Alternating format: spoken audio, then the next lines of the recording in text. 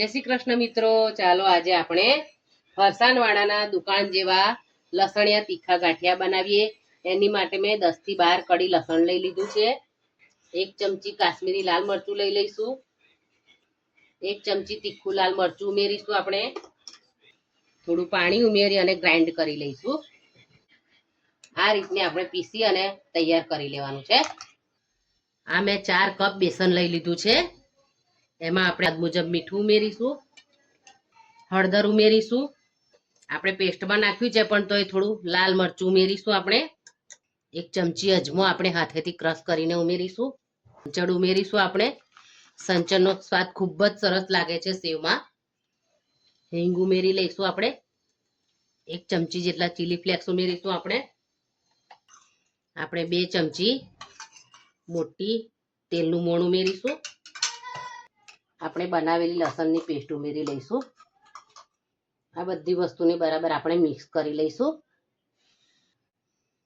આપણે થોડું થોડું પાણી ઉમેરી અને લોટ તૈયાર કરી લઈશું.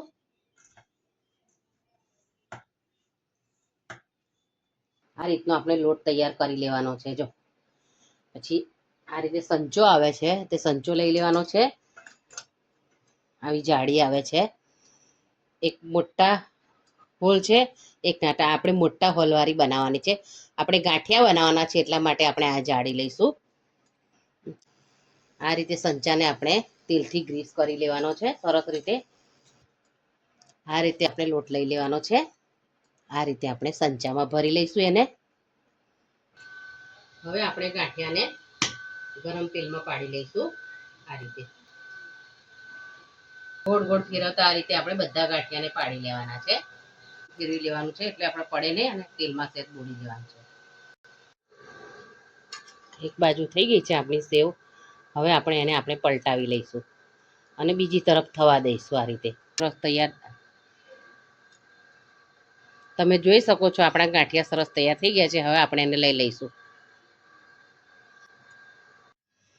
તો તમે જોઈ શકો છો મેં બધા ગાંઠિયાને બનાવી લીધા છે. હું તમને તોડીને પણ બતાવું તો કેવો સરસ અવાજ આવે છે. ફરસાણવાળા દુકાન જેવા જ લસણિયા ગાંઠિયા બન્યા છે. તમે એક વખત મારી રીતે લસણિયા ગાંઠિયા ચોક્કસ ટ્રાય કરજો. તમે તમારા અનુભવ મને કોમેન્ટમાં લખીને જરૂર જણાવજો. જો આ રીતે આપણે એને ડબ્બામાં ભરીને પણ 15 થી 20 દિવસ સુધી સાચવી શકીએ છીએ.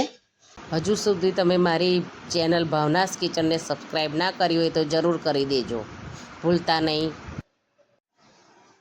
તો તૈયાર થઈ ગયા છે આપણા ડબ્બો ભરીને લસણિયા ગાંઠિયા. તમે કયા શહેરમાંથી જુઓ છો એ પણ મને કોમેન્ટમાં લખીને જરૂર જણાવજો. આપણે ફરી મળીશું મારી નવી રેસિપીમાં. ત્યાં સુધી થેન્ક્સ ફોર વોચિંગ.